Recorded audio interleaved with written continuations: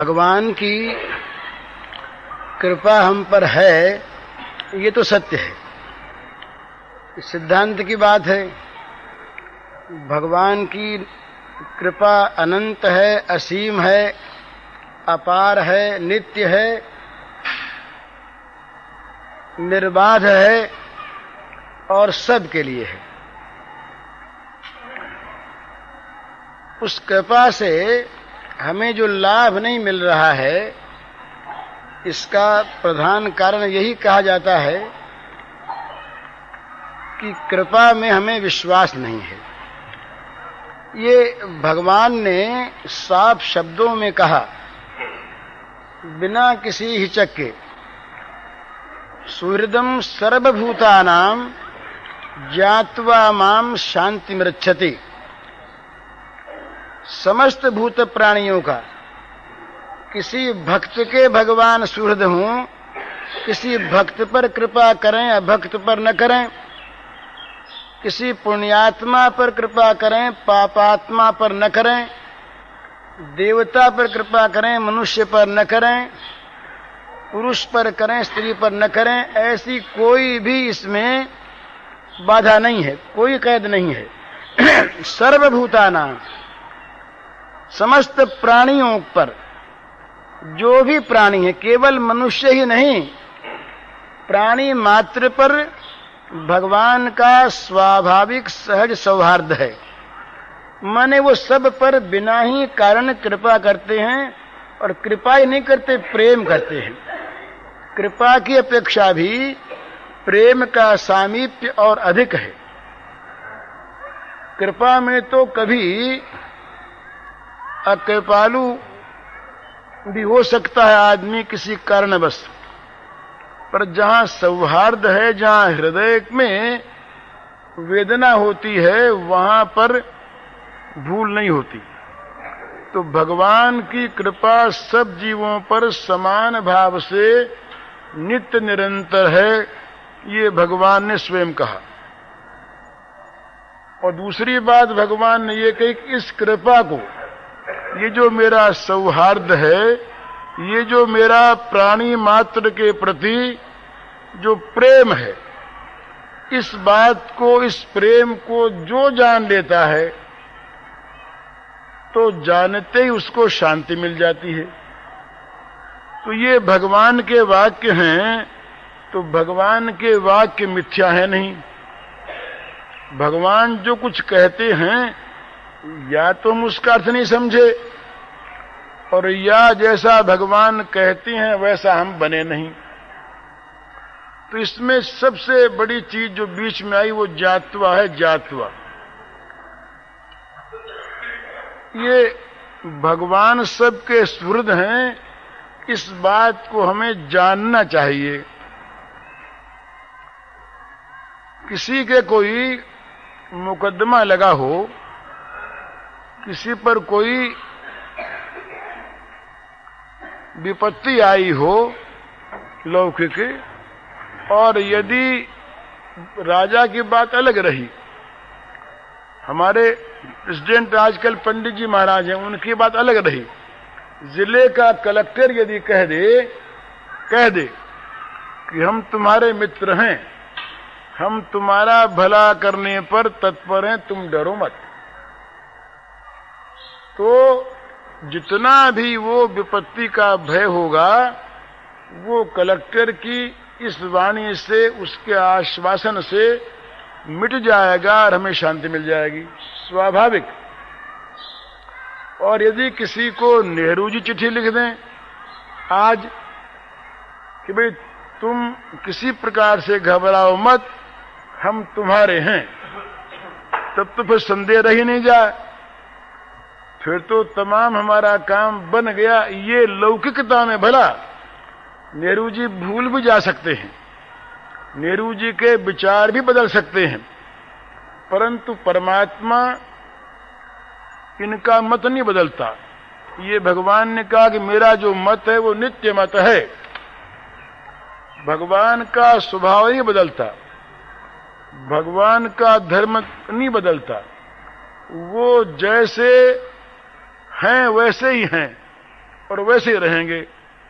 तो सुहृदम सर्वभूतानाम ज्ञात्वा माम शांति मृच्छति, इसमें जो भगवान ने कहा कि मैं समस्त प्राणियों का सुहृद हूं, इस बात के जान लेने पर शांति मिल जाती है। तो अगर हम जान लेते भगवान की हम पर बिना कारण अहेतु की कृपा है, भगवान हम पर अकारण स्नेह करते हैं, ये बात हम जान लेते तो क्या होता, हम उनके चरणों पर लुट पड़ते। स्वाभाविक भगवान ने ये कहा श्रीमद् भगवद गीता में कि जो मुझे पुरुषोत्तम जान लेता है वो सब प्रकार से मुझे ही भजता है। सर्वविद भजति माम सर्वभावेन भारत।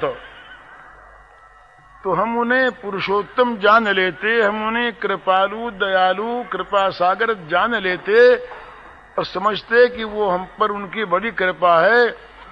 तो हमें एक बात बहुत ध्यान में रखने की है,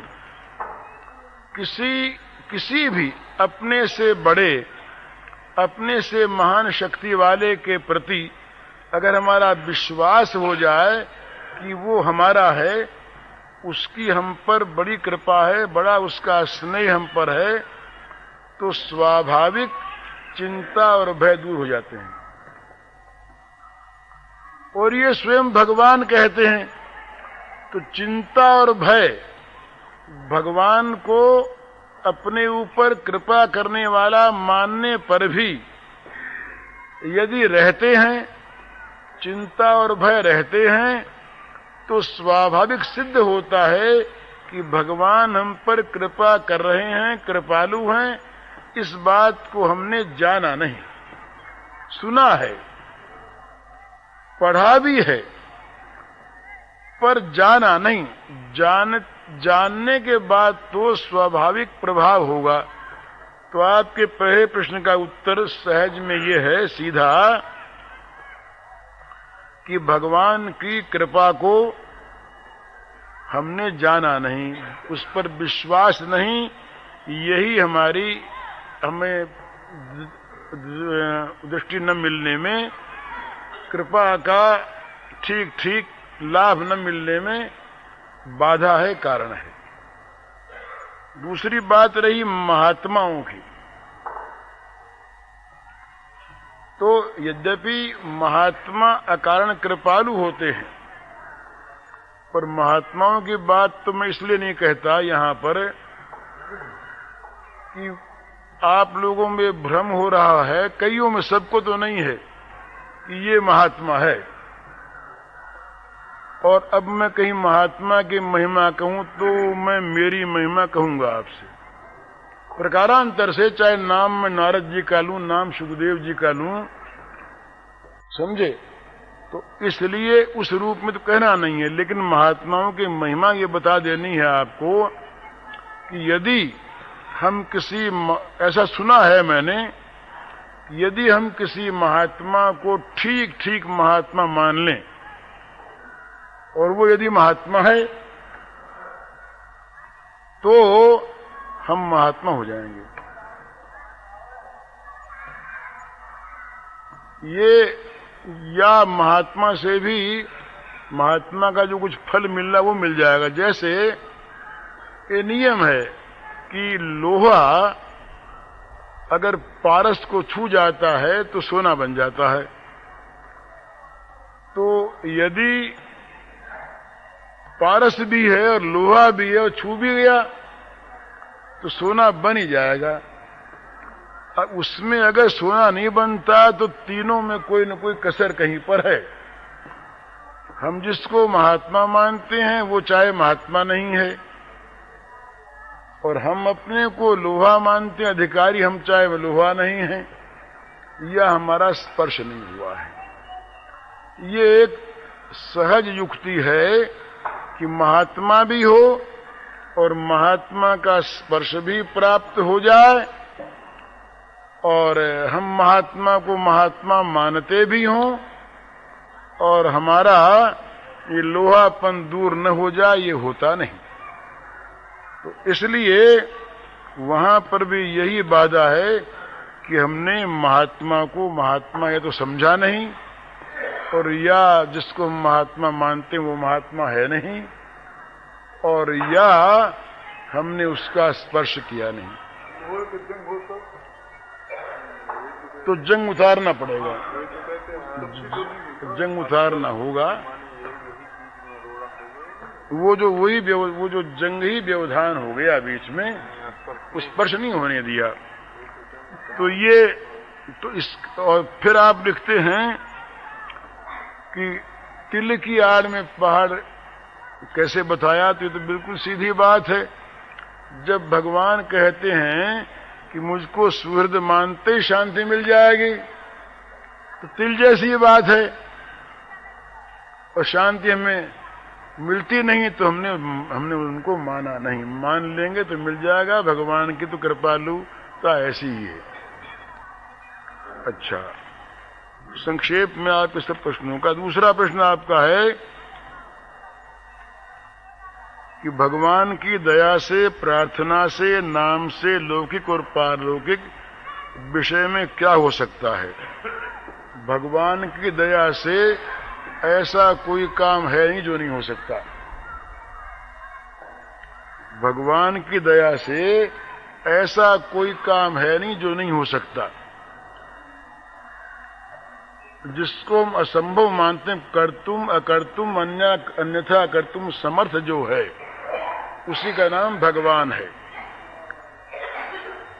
जो सब कुछ कर सके, जो सर्वशक्तिमान हो, उसका नाम भगवान है।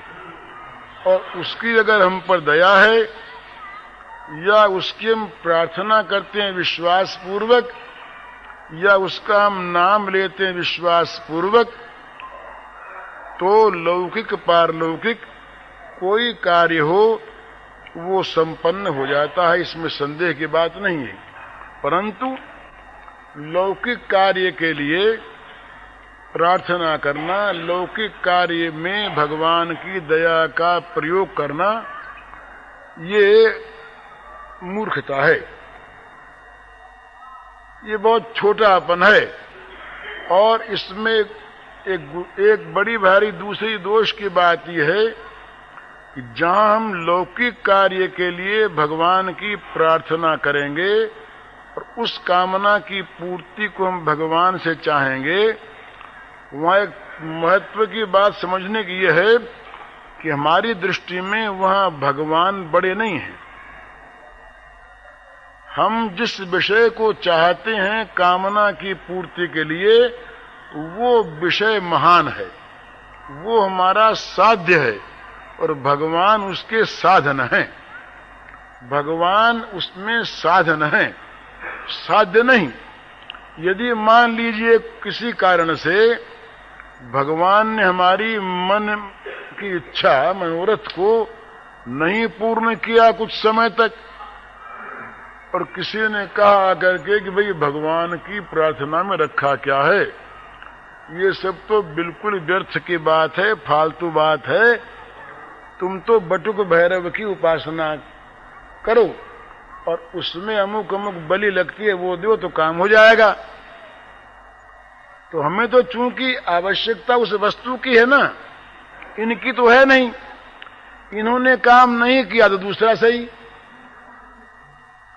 तो बटुक भैरव की उपासना में लगे। इससे भी नहीं सिद्धि हुई तो तीसरा ये कहेगा कि देखो भाई सीधी सीधी बात है ना। ये हमारे पास कुछ दिनों पहले एक कलकत्ते से सज्जन आए थे, उन्होंने कहा कि कलकत्ते में आजकल एक रोजगार अच्छा है। तुमने कहा क्या रोजगार है? कहा कि ये जहाज जहां खड़े होते हैं उन जहाजों की जेठियों पर माल पड़ा रहता है।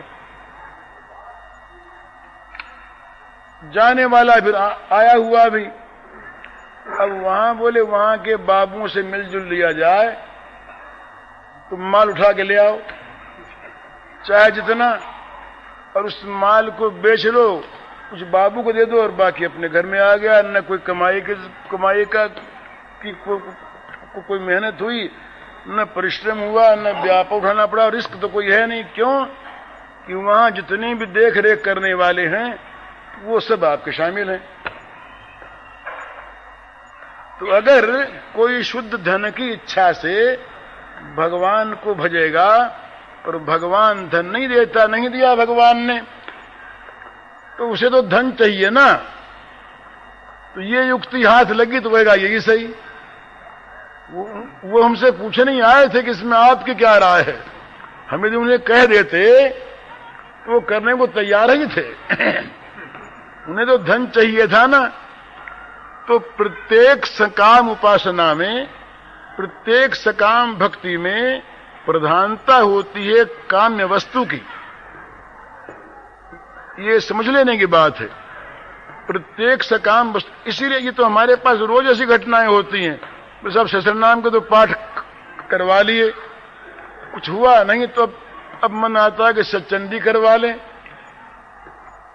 तो चंडी में, देवी में और भगवान श्री कृष्ण में अंतर नहीं मानते हम उस दृष्टि से। लेकिन अगर अंतर नहीं है, दोनों एक ही हैं, तो विष्णु को छोड़कर देवी को भजने की आवश्यकता क्या है? और अगर विष्णु में ताकत नहीं है तो देवी में ताकत कहां से आ जाएगी? दोनों एक ही तो हैं। परंतु जहां काम्य, हमारे मन में किसी वस्तु को प्राप्त करने की कामना है, वहां स्वाभाविक ये मन में संदेह रहता है, कमजोरी रहती है। भाई विष्णु से काम नहीं हुआ, देवी से ही। देवी से नहीं हुआ तो गणेश से ही, गणेश से नहीं हुआ तो शंकर जी से ही, और इनसे नहीं हुआ तो कोई बाबूजी की खुशामद से ही, उससे नहीं हुआ तो चोर बाजारी से ही। अपने तो वस्तु मिल रही है ना, और उससे न हुआ तो खुली चोरी से ही। इस प्रकार से पतन का डर लगा रहता है जहां भगवान के सिवा दूसरी वस्तु की कामना होती है। परंतु भगवान के लिए ऐसी बात नहीं। इसीलिए इस निष्काम भाव को ऊंचा रखने के लिए ज्ञानेश्वर जी ने तो अपनी भावना से इस श्लोक का अर्थ ही और कर दिया। आर्तो जिज्ञासु अर्थार्थी ज्ञानी च भरतर्षभ। उन्होंने कहा, उसके बाद एक महात्मा ने महाराष्ट्र का और भी लिखा। उन्होंने कहा कि भाई देखो, ये हम लोग इस प्रकार से अर्थ करते हैं कि आर्त, जिज्ञासु, अर्थार्थी और ज्ञानी, ये जो एक क्रम है इसको नहीं मानते हम। क्योंकि हम जिज्ञासु को अगर बीच में ले लेते हैं तो अर्थार्थी आगे बढ़ जाता है। तो हमें तो लेना यूं है कि सबसे नीचा कौन? अर्थार्थी। उससे ऊंचा कौन? जो विपत्ति में पड़ के विपत्ति से बचने के लिए भगवान को भजे, किसी अर्थ के लिए नहीं। उससे ऊंचा वो जो भगवान को जानने के लिए भगवान को भजे, और सबसे ऊंचा वो भगवान को जान गया। इस प्रकार प्राय अर्थ किया है। वो कहते हैं भाई हम तो ये नहीं मानते। दृष्टिकोण अपना है और बड़ा सुंदर। वो कहते हैं कि जिस क्रम से भगवान ने कहा वही क्रम ठीक है। तो पहले भगवान ने कहा आर्त। आर्त का अर्थ क्या? कि जो भगवान से मिलने के लिए आतुर हो, वो आर्त। जो भगवान को जानने के लिए आतुर हो, असली आर्त वो ही है। जगत की जो आरती है ये आर्तपना है, और इस आर्तपने को लेकर हम जगत की वस्तुओं को मांगते हैं, चाहते हैं। ये तो अगर हम कुमार्ग में गए तो नरक में ले जाएगा। तो ये आरती नहीं है। सच्चा आर्त वो है कि जो भगवान को प्राप्त करने के लिए आतुर हो। आतुर हो तो उसके मन में आता कि भगवान कैसे मिलें, कहां मिलें, जाने। तो ये भगवान को जानने की जो मन में तीव्र पिपासा है इसका नाम है जिज्ञासा। जिसमें ये जिज्ञासा है वो जिज्ञासु है। नवीन अर्थ है ये। जिसमें जिज्ञासा है वो जिज्ञासु है। आर्त है भगवान को प्राप्त करने के लिए, आतुर है। अब नहीं मिले तो पूछता है भाई कैसे मिले, कहां मिलेंगे। और ये आरती होती है। जब आर्त मनुष्य होता है किसी वस्तु के लिए तो वो कहां मिले खोज करता है। सब करते हैं। तो जानने की इच्छा जब हुई भगवान को तीव्र आर्त होने के कारण से, तब वो जिज्ञासु हो गया। अब रहा अर्थार्थी। तो कहते हैं कि हम जिसको जगत में अर्थ मानते हैं ये तो अनर्थ है। तो भक्त इस अर्थ को क्यों चाहेगा? ये तो अर्थाख्यम अनर्थ है। इसका नाम तो अर्थ है और है अनर्थ। ये प्रत्यक्ष हम देखते हैं, ये सबका अनुभव है और ये सारे संतों की घोषणा है। श्रीमद् भागवत में आया कि ये जो अर्थ है ये तो इसका नाम ही अर्थ है ये अनर्थ। तो अनर्थ को अर्थ अगर भक्त माने तो भक्त कैसा हो? तो कहते हैं कि जो परम अर्थ भगवान है, भगवान ही अर्थ हैं और सब अनर्थ हैं। तो वो जो जिज्ञासु है वो उसका रूप क्या है? वो केवल सारे अर्थों को छोड़कर वो भगवत रूप अर्थ का अर्थी है। तो आर्तो जिज्ञासु अर्थार्थी, और भगवान को जान गया, जान के प्रेम करता है तो वो ज्ञानी है। तो इसलिए सकाम भाव का विरोध करने वाले महापुरुषों ने तो इस प्रकार से कहा कि भक्त जो है वो आर्त और अर्थार्थी भक्त को, जो जगत के पदार्थों के लिए आर्त होता है और अर्थार्थी होता है, उसको तुम भक्ति नहीं मानते। तो चाहे इनकी ये ऊंची भावना बड़ी सुंदर है,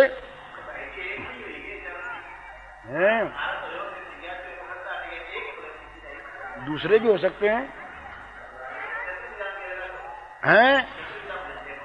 हाँ, चार प्रकार है ना, चार प्रकार है।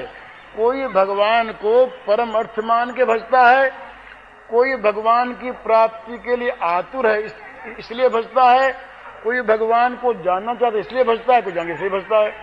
प्रकार सब में लग सकता है, प्रकार में कोई आपत्ति नहीं। हाँ, तो चारों एक में भी हो सकती है भक्ति, चारों में हो सकती है। तो कहने का मतलब ये कि जहां तक हमारे मन में किसी दूसरी वस्तु को प्राप्त करने की कामना है, चाहे वो धन हो, स्वास्थ्य हो, शरीर हो, पुत्र हो, पत्नी हो, पति हो, मान हो, कीर्ति हो, यश हो, स्वर्ग हो, परलोक हो, दिव्य धाम हो, कोई हो, जहां तक हमें किसी वस्तु को प्राप्त करने की इच्छा है, कामना है, वहां तक प्रधानता उस काम्य वस्तु की है, जो उसके लिए साधन है उसकी नहीं। तो इसलिए इसमें डर है। परंतु भगवान के लिए लौकिक पारलौकिक कोई विषय अप्रीतिकर नहीं है। भगवान के लिए कोई विषय बड़ा छोटा नहीं है। वो तो भक्त के हृदय के विश्वास को देखते हैं।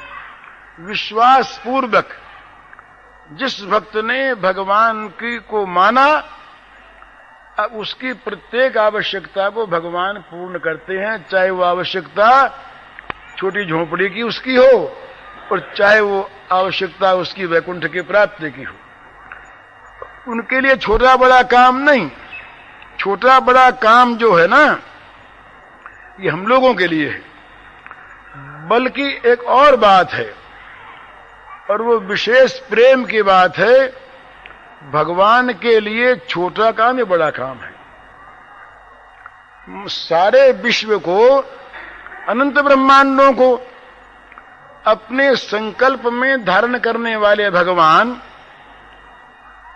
यदि गोवर्धन पहाड़ को उठा लें तो इसमें क्या उनके लिए आश्चर्य की बात है? जिनके संकल्प में अनंतानंत ब्रह्मांड विधृत हैं, वे भगवान यदि किसी पहाड़ को उठा ले अंगुली पर तो बड़ी बात हम लोगों के लिए तो बहुत है, पर उनके लिए क्या है? पर बड़ी बात उनके लिए वो है कि वो भगवान, अनंत कोटि ब्रह्मांडों को उठाने वाले भगवान, छोटा सा पीढ़ा नहीं उठा सकते। ये महत्व है, ये महत्व है, क्योंकि यहां पर भगवान प्रेम परवश होकर के और इस श्रुति का स्वरूप यहां पर प्रत्यक्ष कराते हैं। अनुरणीयाम महतो महियान, महतो महियान तो उनको सब जानते हैं, पर स्वरूपगत अनुरणीयान, छोटे में छोटे बन जाते हैं भगवान, स्वरूप से भी, क्रिया से भी, आचरण से भी। ये भगवान की महत्ता है। भगवान वहां पर न मालूम क्या क्या करते हैं, किस किस प्रकार से करते हैं, तो ये भगवान की महिमा है। तो भगवान किसी का, भगवान ने, हमारे माधव दास जी एक भक्त रहे, उनका तो शौच धोते थे वो। ये भगवान का करने का काम थोड़ा ही है, पर और उसने चाहा भी नहीं। भगवान की जो एक बाण है ना, ये सिद्धांत योगक्षेमम वहाम्यहम्, ये तो भगवान को तो हमेशा कहता रहे कहीं, तब बचता है आदमी भगवान की सेवा से।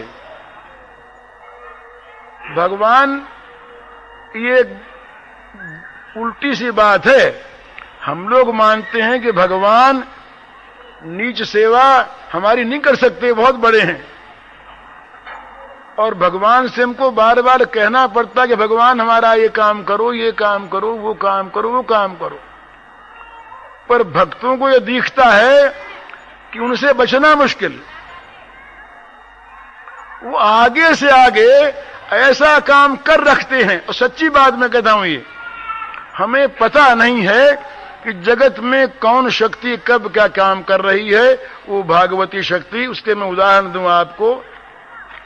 मेरे पास एक आदमी था, उसका नाम था हरिराम ब्राह्मण, सच्ची घटना सुनाता हूं मैं आपको। और वो वहां पर बंबई में रुई के पाटिये पर दलाली करता था। ये बात है कोई 32 वर्ष की बात होगी। वो रहता था मेरे पास, तो मैंने उससे कह रखा था मित्रता के नाते, एक दूसरे मित्र के लिए, कि भाई इस समय वो मित्र नुकसान में है, तो उसका काम तुम मत करवाना।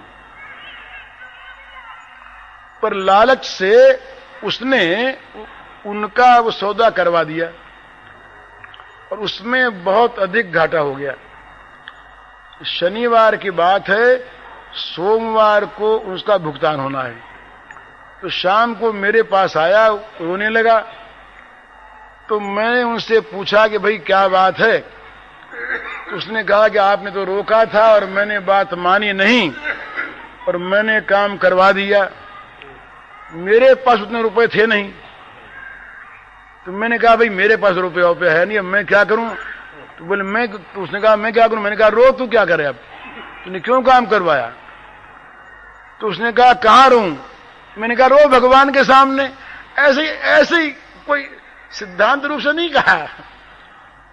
तो न मालूम क्या वो जा करके हमारी गद्दी में, ये सच्ची घटना सुना रहा हूं, एक कोठरी है, उसमें जाके बैठ गया। उसने किमाल बंद कर ली।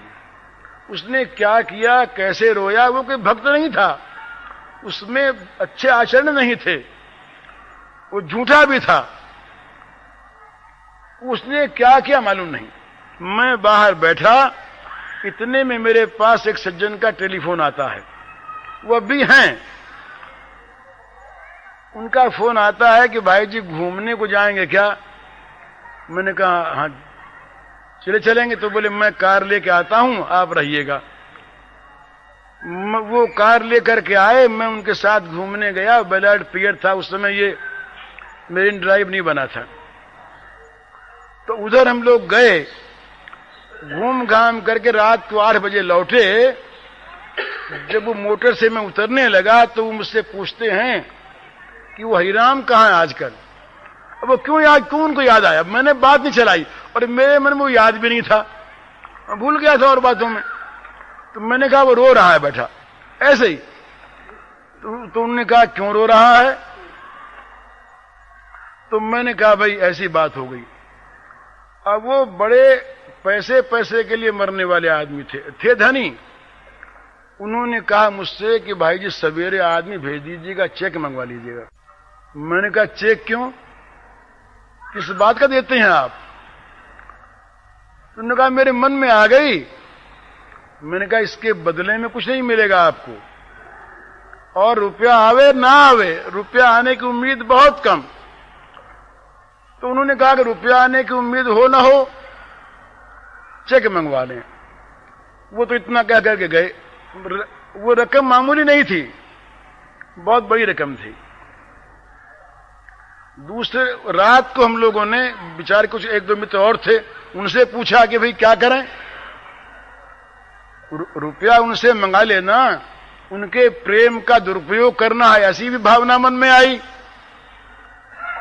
तो बात हुई तो एक सज्जन ने, हमारे मित्र थे, उन्होंने ये कहा कि भाई जी द्रौपदी का चीर भगवान ने बढ़ाया था, तो आप इसमें ना करने वाले कौन होते हैं? ये बात हुई। जिन सज्जन को घाटा लगा था उन सज्जन ने क्या किया, उनसे जब ये मालूम हुई, उन्होंने हैंड नोट लिखा और मकानों के पट्टे साथ दे करके भेजे ईमानदारी से। मैं जिन घाटा लगा था, दलाल ने नहीं,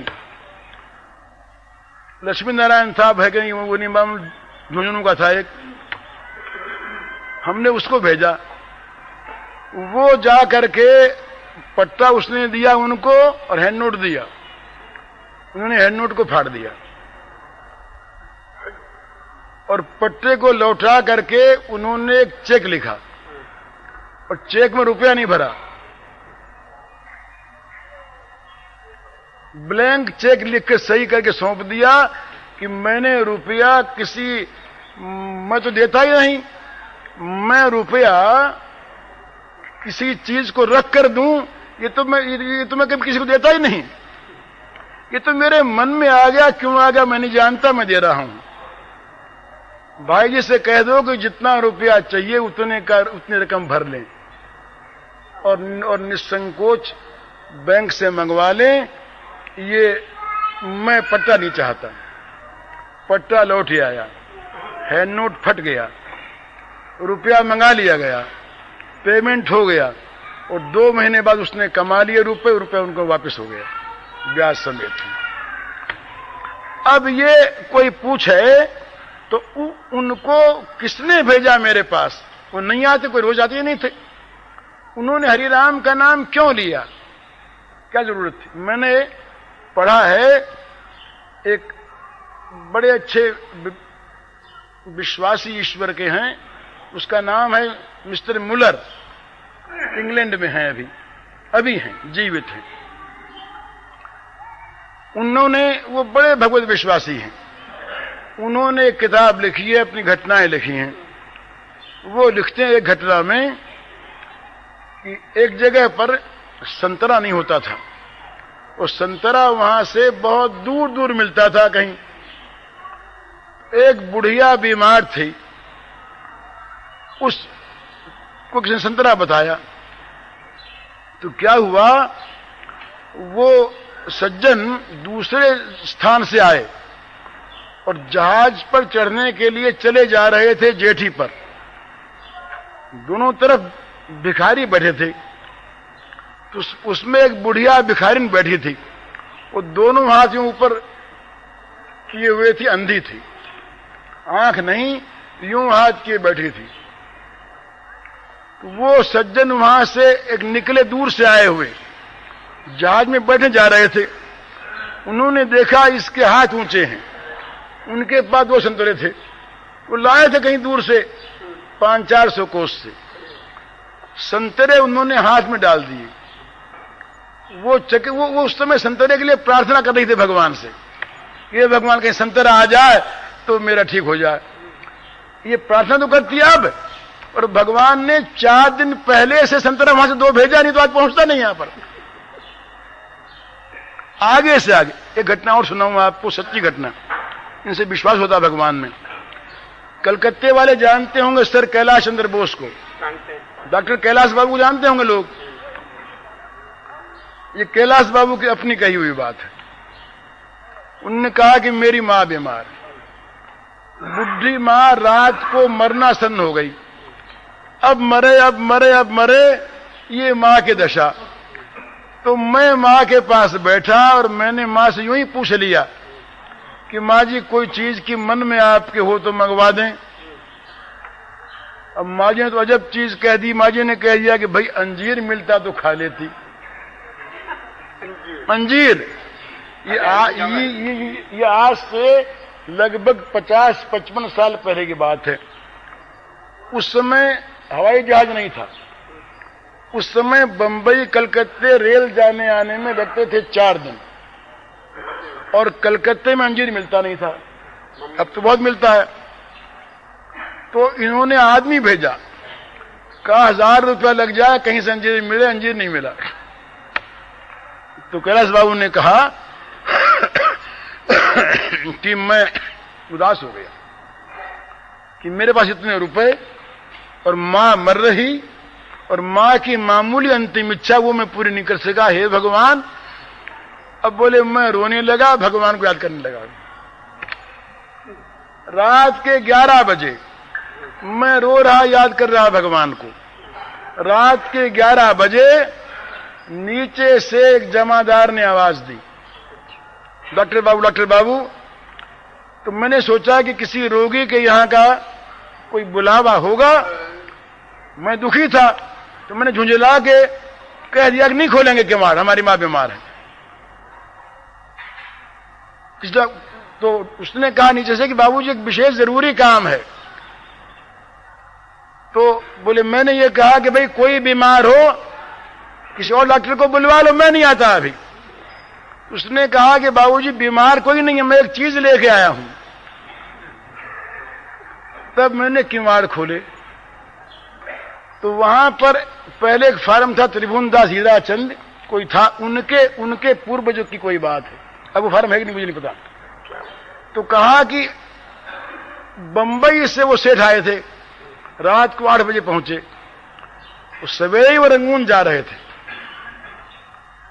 उनके पास एक अंजीर की टोकरी थी, बंबई से लाए थे 4 दिन पहले। तो डॉक्टर से बड़ा प्रेम था, तो सोचा कि सवेरे तो हम 6 बजे यहां से चले ही जाएंगे, ये रात को ही भेज दें। तो अंजीर की टोकरी लेकर के वो जमादार आया था।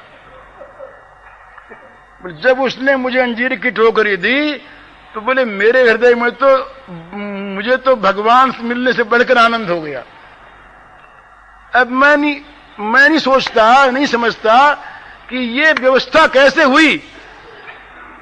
मां मांगती है 4 दिन के बाद, मैं अंजीर के लिए रोता हूं 4 दिन के बाद, और अंजीर वहां से चलता 4 दिन के पहले।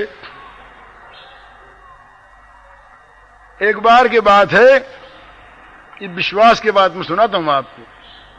कृष्णकांत मालवी, ये मालवी जी के भतीजे, ये इलाहाबाद जेल में थे राजनीतिक कारणों से, जेल से ट्रांसफर होकर ये बस्ती जा रहे। तो मेरा इनके पास तार आया कि हम ट्रांसफर होकर बस्ती जा रहे हैं, हमारे लिए खाने का सामान आप रेल पर भेज दीजिए। मेरे पास तार आया। तो क्या हुआ कि तार आया प्रेस में। अब तो हमारे प्रेस से और बगीचे में टेलीफोन है। अब वहां पर सवारी मिलती। उस समय मैं था, इस बगीचे में नहीं था, गोरखनाथ से पर दूसरा बगीचा वहां रहता था। वहां न सवारी मिले न टेलीफोन। प्रेस वालों ने क्या भूल की कि तार को पढ़ करके मेरे पास भेज दिया। उनको चाहिए था कि वे व्यवस्था करके भेज देते। अब गाड़ी आने में कुल 15 मिनट की देर, और मेरे पास तार लेके आदमी आया। तो मुझे प्रेस वालों पर बड़ा गुस्सा आया। अपने मन की बात कहता हूं। कि ऐसे बेसमझ हैं कि मेरे पास तार भेज दिया, अरे मेरे पास क्या कोई बनाई चीज रखी है और कोई सवारी नहीं, मेरे पास सामान नहीं, बना हुआ गाड़ी आ रही है। तो इतने में देखता हूं, इतने में मैंने कोई प्रार्थना वार्थना नहीं की, इतने में देखता हूं कि 2 इक्के आए और 2 इक्कों पर मिठाई, पूड़ी, साग, फल सब भरे हुए, और ये कहा कि बाबू बिंदेश्वरी प्रसाद जी के यहां कोई आज प्रसाद था या क्या था, तो उन्होंने भेजा है। वही इक्के और वही सामान जो का तो मैंने आदमी साथ दे के भेज दिया स्टेशन। गाड़ी 20 मिनट लेट आई और कृष्णकांत जी अकेले नहीं थे, वो 16 आदमी थे।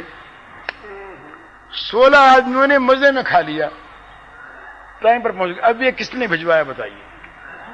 मेरे मन की कल्पना नहीं थी, मेरे मन की कल्पना नहीं थी, मैंने मन में सोचा नहीं था। अगर वो 1 घंटे बाद आता इक्का तो काम नहीं आता, और पहले आ गया होता उसे हम बता देते तो काम नहीं आता। इक्के पर आया, साथ लेकर के आया और गाड़ी लेट हो गई, सबने खा लिया। ये मेरे कहने का मतलब ये कि हम लोग जो है ना, ये अविश्वासी हैं। हमें जो मिलना है और हमें जो मिलना चाहिए उसकी व्यवस्था हमारे लिए पहले से पहले हुई रखी है। इसीलिए तो सकाम कर्म करने वाले मूर्ख होते हैं। अरे जो मिलना है, जैसे दुख अपने आप आता है वही सुख भी अपने आप आता है, और उसकी व्यवस्था पहले से हुई रखी है। उन्हीं मुलर साहब ने ये बात लिखी, वो ठीक ऐसी बात है, इसी तरह की भोजन की। मुलर साहब के अनाथाश्रम में 250 अनाथ। अब एक दिन उनके पास अनाज नहीं, रसोई नहीं बनी, तो 10 बजे घंटी बजती थी अनाथों के लिए आखिरी, तो 10 बजे आके सब बैठ जाते थे खाने को। पहली घंटी बजी थी 9:45 में, तो रसोईया आया, उसने कहा कि आज तो कुछ बना बनाया है नहीं, हम क्या करें? तो मुल्ला ने कहा घंटी बजा दो। रसोइये के मन में आया घंटी बजा दें, खाएंगे क्या? घंटी बजा दी। जब 5 मिनट कम रहे तो दूसरी घंटी बजती थी, तब फिर आया, बोले अब क्या करूं, अब तो 5 मिनट बाकी हैं। बोले बजाओ घंटी। घंटी बज गई। अब आखिरी घंटी बजनी है 10 बजे। 10 बजे वो फिर आया, बोले अब क्या करूं? तो कहा पूछते क्या हो, घंटी बजाओ। उसने सोचा कि कैसी कि साहब का मन दिमाग खराब हो गया है कि ये घंटी बजा दूंगा मैं और तमाम वो अनाथ विद्यार्थी 250 आके बैठ जाएंगे, उनको मैं परोसूंगा क्या? बस घंटी बजी, उसने झुंझला के बजाई। बोले आज देखना मुराद साहब को, इनको क्या खाने को देंगे। घंटी बजी, अनाथ आके बैठे और गाड़ियों पर सामान आ गया। उसने ये बताया कि अमुक होटल में पार्टी थी आज, वो पार्टी किसी कारण से नहीं हुई, तो हमारे मालिक ने ये कहा कि भाई 10 बजे से पहले ले जाओ वहां पर, तो काम आ जाए। तो सारा सामान हम लेकर के आए हैं। वो जो का जो सामान परस दिया गया, सबने खा लिया। बताइए ये व्यवस्था किसने की? हमने की, उसने की, मुल्ला साहब ने की। तो अगर हम भगवान पर विश्वास करें, ऐसी घटनाएं मेरे जीवन में कई घटी हैं, उन्हें कहने की आवश्यकता नहीं है।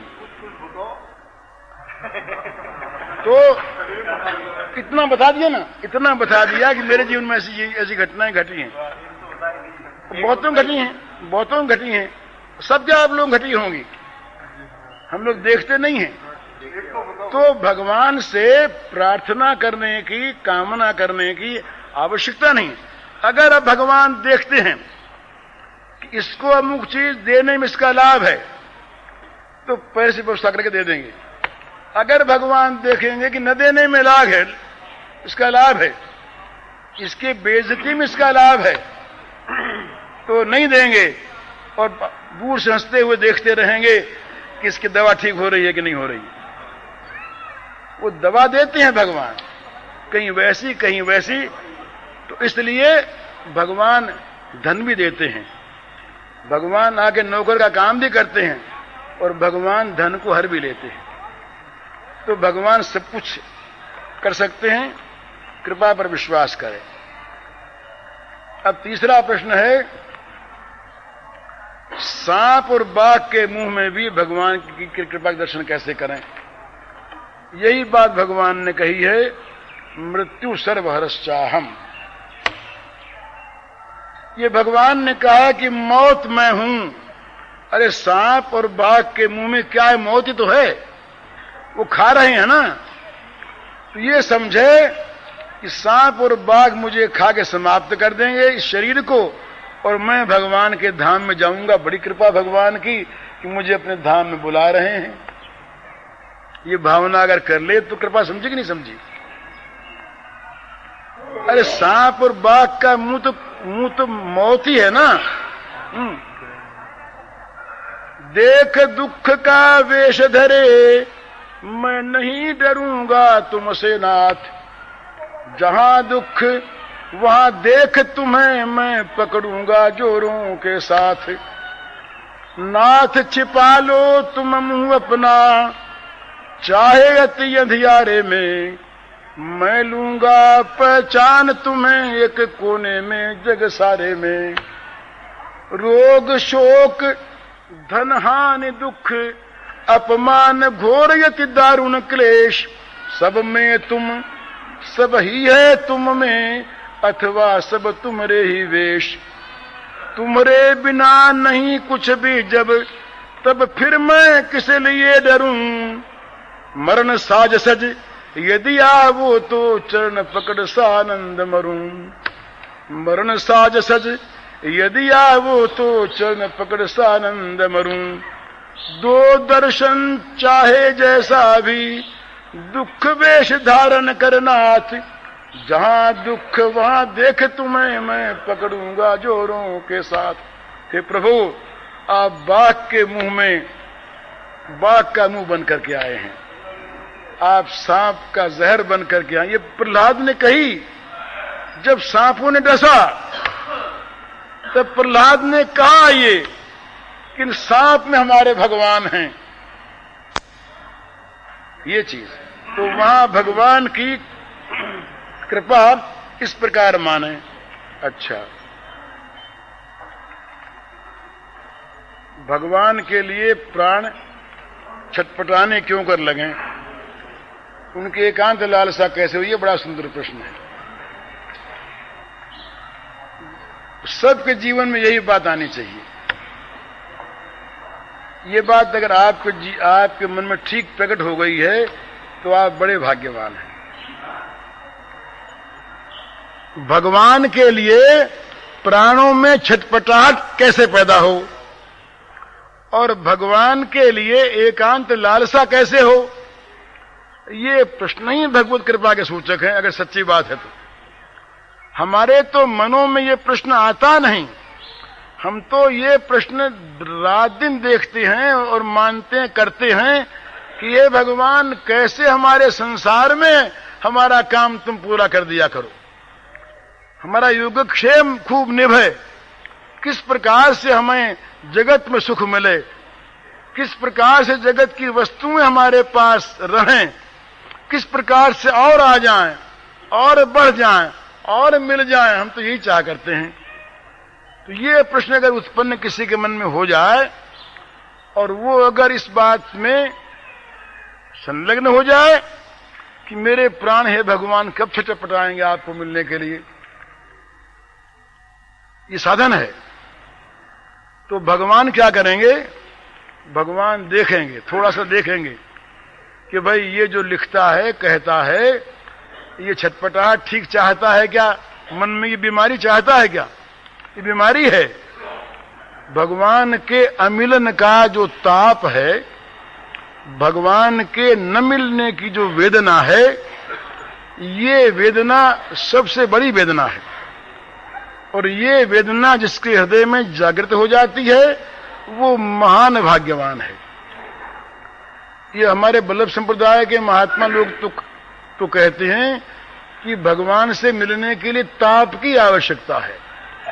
जब तक हृदय में ताप नहीं होगा, भगवान के न मिलने की दुख की आग जल न उठेगी। और वो आग, भगवान के मिलन की आग, जब हृदय की सारी कामनाओं को, वासनाओं को, बाहरी सारी ममताओं को फूंक न डालेगी, तब तक भगवान नहीं मिलते। सच्ची बात है। सारी कामना वासना, सारा ममत्व, ये भगवान को मिलने की कामना अगर खा जाए, ये आग लग जाए और ये आग अगर सबको स्वाहा कर दे।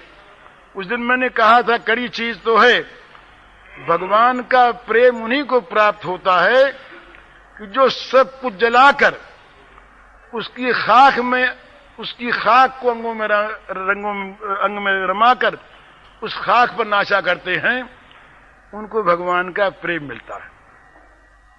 तो जलाना नहीं पड़ता कुछ भी, जो अपनापन जो स्पर्श है उसको जला देना पड़ता है। ये जो ये मेरा, ये मेरा, ये मेरा, इस मेरे में आग लग जाती है।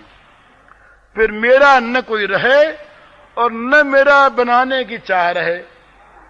हम लोगों की तो ये बात है, हम लोग सारे जगत को खा करके भी फिर भी चाहते हैं और मिल जाए, और मिल जाए। महाशनो महापापमा विद्यम, भगवान ने कहा कि ये जो कामना है ये महाशन है, इसको खाते खाते इसका कभी पेट भरता ही नहीं। इसलिए ये चाह आपकी बड़ी उत्तम है, और ये चाह अगर है तो भगवान इस चाह को पूरी करने के लिए बाध्य है। पर चाह भगवान देखेंगे और परखेंगे, चाह होगी तो पूरी कर देंगे। और बीच में अगर कहीं धन की चाह हो गई, बीच में अगर कहीं विपत्ति से छूटने की चाह हो गई, बीच में अगर उसने उसके लिए कहीं चिट्ठी उठी डालने की, लॉटरी फेंकने की चाह हो गई, जैसा लिखा था आपने हमको, तब तो भैया फिर भगवान नहीं मिलेंगे। भगवान अकिंचन वित्त हैं। अकिंचन नमो अकिंचन वित्ताय, जो अपने पास कुछ नहीं रखता उसके भगवान हो जाते हैं। और भगवान आश्चर्य कर्मणे हैं, भगवान के नाम आश्चर्य कर्मणे, जो काम कोई नहीं कर सकता जी, जिसको देख के मालूम होता है कि जादू हो गया, तिलस्म हो गया, क्या हो गया, ऐसा काम भगवान कर देते हैं जादू की तरह से। परंतु भगवान करते हैं कब? जब एकमात्र भगवान पर ही मनुष्य निर्भर करता है, उनके लिए छटपटाता है, तब उसका भार वो ले लेते हैं। ये इसका उत्तर है।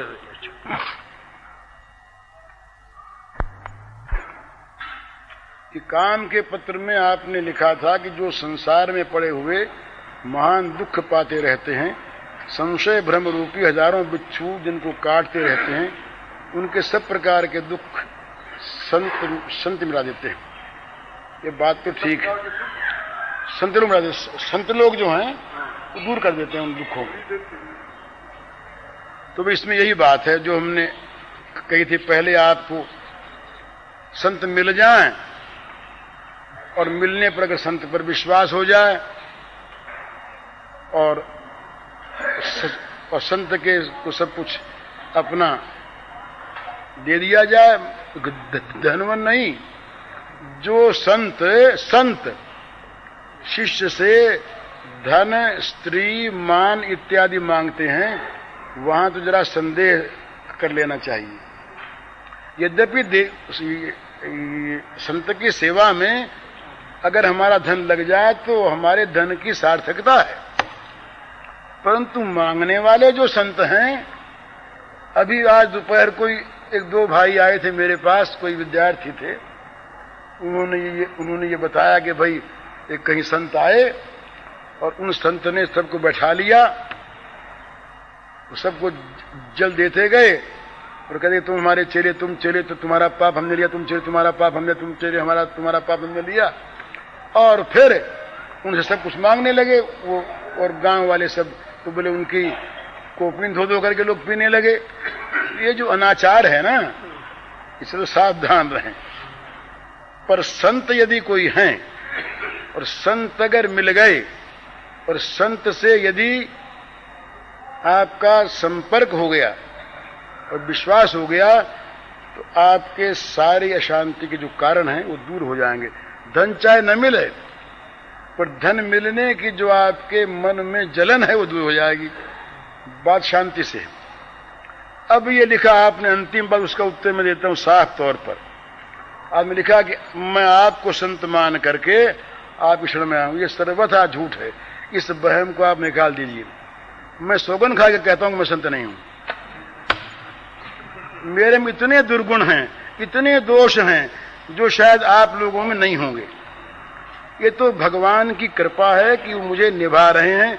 मुझे संत मानने वालों को मैं सावधान कर देता हूं कि मुझे अगर वो संत मानेंगे तो भूल में रहेंगे, भ्रम में रहेंगे।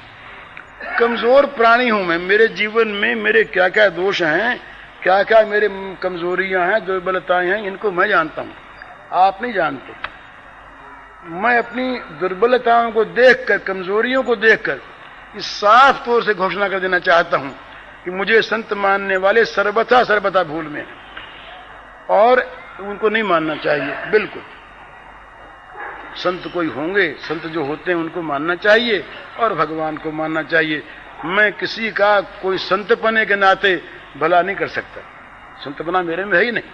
सलाह दूंगा, मित्रता के नाते बता दूंगा, पर बिल्कुल हरगिज संत नहीं, महापुरुष नहीं, महात्मा नहीं, कुछ नहीं, साधारण प्राणी, कमजोरियों से भरा हुआ। आपको महाराज क्या पता है मेरे मन में क्या क्या दोष आते हैं, क्या क्या दोष थे मेरे मन में, आप कोई नहीं जानते। ये मैं सत्य कहता हूं। इसलिए संत मुझको तो कोई मानता हो, आपने ये लिखा नहीं तो मैं नहीं कहता इतनी बात। ये कहना भी अपना विज्ञापन करना है और इस कहने में भी शायद वासना मन में हो कि ये कितना अच्छा आदमी है जो अपने को संत नहीं मानने कहता, इसको संत मानना चाहिए। ये वासना मन में रह सकती है। अपनी बड़ाई का विरोध करने में भी बड़ाई की इच्छा रह सकती है। वो तो अंतर्यामी जानते हैं मेरे मन में क्या है, बड़ाई की इच्छा है या नहीं, पर रह सकती है, अंतर्यामी जानते हैं, हो सकती है। तो इसलिए ये बात आपने लिखी इसलिए कह दी। लेकिन ये सत्य बात है कि अगर संत है कोई और अगर संत का कोई ठीक विश्वासी है और अगर संत को संत ठीक मानता है और अगर उसके संपर्क में आ गया है तो उसके दुखों का नाश अवश्य होना चाहिए। ये शास्त्र के वचन है। ये स्कंद पुराण में आया, एक कथा आई कि संत किसी के पास खड़े हुए थे और उनके सामने वो मर गया। संत ने अपने हाथ से उसकी चिता जला दी, उसका उद्धार हो गया। तो संत का मिलन, संत का दर्शन, संत की प्राप्ति ये अमोघ है, अमोघ है। दुर्लभो गम्यो मोघश्च, ये नारद जी का सूत्र है कि संत का प्राप्त होना दुर्लभ। बिनु हरि कृपा मिलहि नहीं संता। संत का प्राप्त होना भगवान की कृपा से होता है। यो संत गली गली नहीं फिरते, और फिरते हैं तो अगम्य हमें पहचानते नहीं हैं। संत का मिलना मुश्किल और मिलने पर संत को पहचान लेना बड़ा मुश्किल। हम अपने कांटे पर संत को जब तौलने जाएंगे तो संत नहीं तोलेगा, लेकिन संत का अगर मिलन हो गया वास्तव में तो वो अमोघ है। ये नारद जी के वचन है, मेरे वचन नहीं। दुर्लभो गम्यो अमोघश्च, संत की प्राप्ति दुर्लभ है और संत की प्राप्ति अगम्य है, पहचान में नहीं आती, और संत की प्राप्ति अमोघ है, कभी व्यर्थ नहीं जाती। अब इसका कुछ भी अर्थ लगावे, कोई ये माने कि भगवत प्राप्ति के सब कुछ व्यर्थ ही है, वो तो अर्थ लगावेगा कि भगवत प्राप्ति हो जाएगी। और जो कुछ भी प्राप्त होने कोई मान्यता कि भी व्यर्थ होने कुछ तो मिल गया, वैसा अर्थ लगावे, उसके लिए ये अर्थ हो सकता है कि भाई संत के मिलने से कुछ इंतकरण की शुद्धि हो जाएगी, कुछ मिल जाएगा, कुछ भाव अच्छा हो जाएगा। ये अपने अपने भाव से अर्थ लगाने, वो अर्थ भी लगावे तभी हज नहीं है। तो संत मिलन का फल तो ये अमोघ, इसमें कोई संदेह नहीं। ये आपके 5 प्रश्नों का उत्तर है। तो ये कौन कहता है कि आप झूठ कहते हैं? गीता में भगवान ने कहा है, श्लोक 18 क्या है, जो मेरी गीता का प्रचार करता है वो मेरे को बड़ा भारी प्यारा होता है। बहुत बड़ी अच्छी बात है। 1.25 लाख घरों के अंदर गृहस्थों में कल्याण जाना, लाखों ये मेरे मन की तो मैं जानता हूँ ना, आपको क्या पता है? मैं गीता का प्रचार करता हूँ या अपना प्रचार करता हूँ, ये कौन जानते हैं? आप रखिए ना, गीता का प्रचार करता हूँ तो आप अपने मन में रखिए, क्या फायदा है? बात नहीं, यदि आपको श्रद्धा है तो रखो अपने मन में। देखिए आप खींचिए मत, देखिए ऐसी बात है, ज्यादा देखिए ऐसी बात है कि गीता का जो प्रचार करता है उसके लिए ऐसी बात है, पर गीता के प्रचार के नाम पर मैं अगर अपना प्रचार करता हूं तो आप क्या पता है? ये मैं और कहता हूं आपसे, आजकल बहुत जगह और बहुत स्थानों में भगवान के नाम पर व्यक्तित्व का प्रचार होता है। भगवान की पूजा के नाम पर अपनी पूजा की चाह होती है, अपनी पूजा प्रकारांतर से करवाई जाती है। तो आपको क्या पता मेरे मन का क्या भाव है? आपका कहना ठीक है,